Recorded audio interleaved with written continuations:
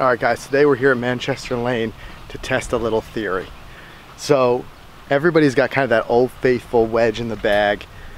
You guys saw when we did our fitting not too long ago, we got the new Vokey SM7s, but prior to that, now this is a little bit embarrassing, but hang on with me because I feel like there's some people who can relate. A lot of you guys got a wedge like this in your bag, and this is what I was actually hitting. This was my 60. Yes, I know, a bit embarrassing, but this is my 60. It worked for me, I used it for a long time.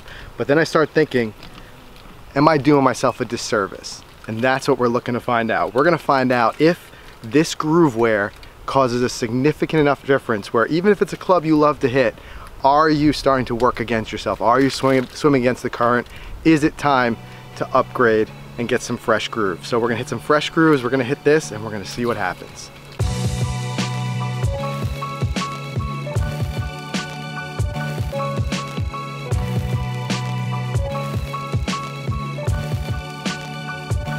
Okay, so we have Karen Gray here today who's going to help us out with this, help us interpret some of the data. What do you think we should do to try to get a feel for this groove wear idea that we're actually doing ourselves a disservice with some of these old grooves? I think we can hit your current wedge when you say it's pretty old. It's pretty old. You might need a change. Yeah. And then hit the new one and compare the launch and spin and see what we have. Okay. And then where's the benefit there for some of your newer golfers? Launch and spin, what benefits that's going to give you, and the changes, you know, with the new fresh wedge. What should we see? You should see with the new fresh wedge, you should see a little bit lower launch angle with a little bit more spin. You're going to have more control going into the green, and that's what you want. You want to be able to hit the ball closer, and that's going to enable you to do that. It's all about that control. Okay, great. Let's get started. All right, Mike, I thought my wedge was pretty bad, but what do we got here? Take us through this thing. This brings me back, way back. So this is an old Nike 5210. It's my A wedge that I had maybe 5 years ago. As you can see, it's literally has no grooves left. But this was old reliable. Used it for so long. I then upgraded and I then handed this to you. When I used it for a season. You used it for a season. You loved it, and then we both upgraded to the Vokeys after that. So this was my go-to then. I don't think there's anything left in it. There's really even no grip left in it, but the grooves are shot, as you could see. So but it was in the bag, probably longer than it should have been. Yep. That's what we're gonna find out. Much longer. All right, let's do this. Hope you have a lot of sod replacement. I have a steep swing. As you can see. Ah.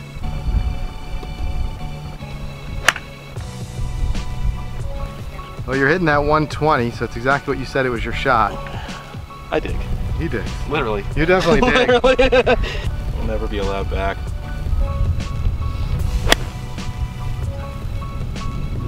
Now we're going to go ahead and hit your fresh grooves. All right, Frank.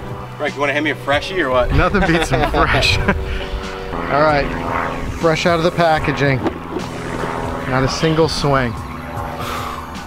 Now I got a grip on this club. Nice.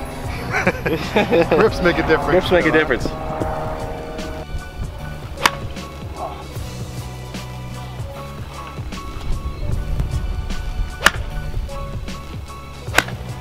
one has everything.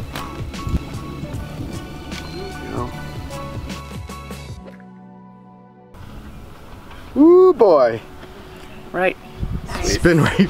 It's jumping way up. Oh my God, yeah. Wow. What a difference. Okay. All right, what do we see here? All right, we got 5 shots of each club, right? Correct. So what does that determine for us? So we're looking at the first 5 shots that you hit with your current 52 degree. You'll see ball speed, launch angle, and spin. A lot of the measurements we get when the ball leaves the club face. And on average, you were about 9,900 RPM. But if you look at the numbers here, you're going to see spin rates as low as 7,900 with that wedge, and you know they kind of maybe jump around a little bit. So we're talking about consistency and control. When you got to the new fresh wedge, you'll see that all the spins start to stay above 10,000, and even one at over 11,000.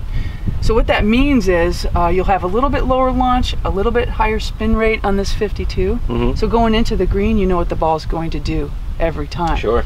Just like when you pick a golf ball, you want it to be consistent in how it performs. So this fresh wedge definitely shows you that you'll increase spin rate and get a little more control going into the green. All right, Frank, your turn. You're gonna go with the 60 degree. Everybody was dogging me last time for a dirty glove, so I got a new glove. Fresh glove, fresh wedge. So yeah, so this is my old 60. Actually, this goes so far back. All right, again, this is going to be a little embarrassing. We're going to call you I got this club at Sam's Club. This club... Remember the year? No, I'm going to tell you why. This club dates definitely back to my high school golf days. Wow. So this could be a 20-year-old club. Now, you guys hear us talk about in the podcast, I was away from the game for about 10, 12 years. And then when I started playing again, I just played with the clubs that I had. I replaced the irons, but I just kind of stayed with this for a couple seasons. And I think, like I said, it's a little bit embarrassing, but I know a lot of you out there have done the same thing, so I don't feel bad saying it. But then just last year, upgraded. I still got a 60 in the bag, I got an SM7, but I just want to, prove to myself why this unfortunately, this is just going to be a nostalgia club though. This just goes that's going on the wall. In the closet or on the wall, yeah. Right. Exactly. So let's hit a couple. All right, let's see it. Yeah. Sam's Club. That's the Pro Wedge right there, the Pro Wedge. That's how you know it's good. Yeah.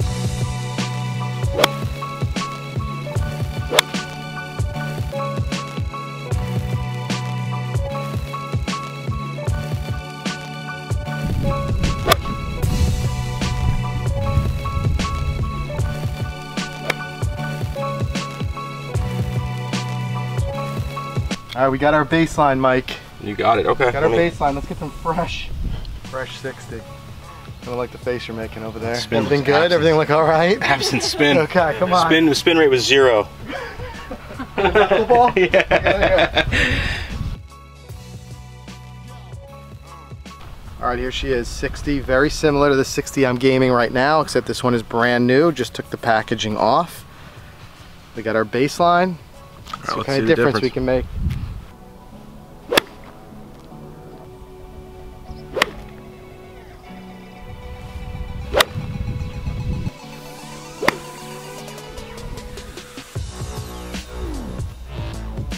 All right, so I think going over one thing at least that I'm surprised from, I obviously intuitively I knew that fresher grooves are gonna have more grip and have a little bit more spin, but consistency I think was what surprised me. I thought if you've got a kind of a worn out wedge, just it's gonna be across the board that all, your spin is gonna be down on everything. But what we're seeing, just like we saw with Mike, is that spin jumped all over the place with that old wedge from 7,800 to 53.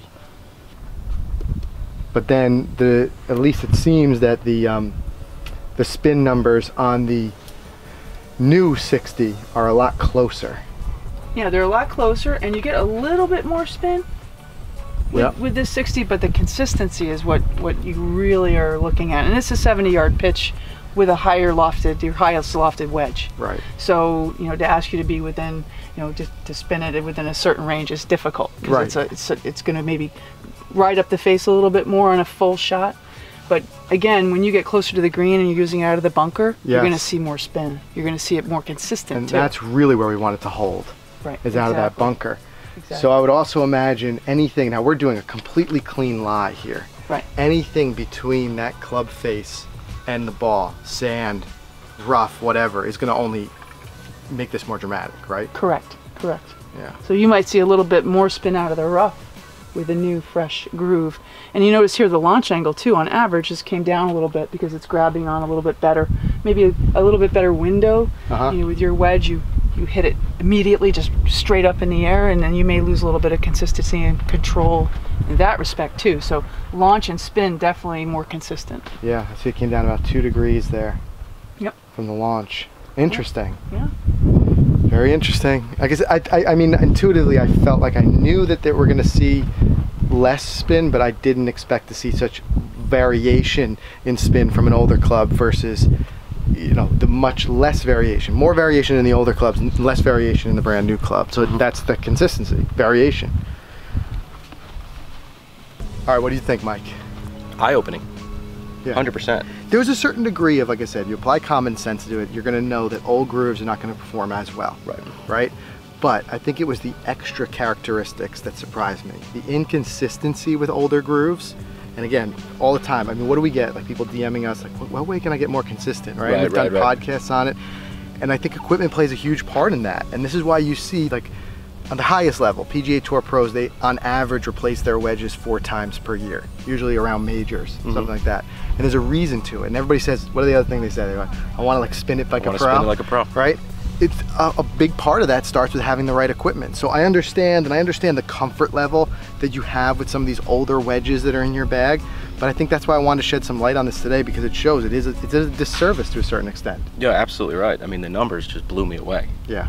So again, if nothing else, if it tells you guys, and take a real hard, unbiased look at those wedges and see maybe it's time. Maybe it's time.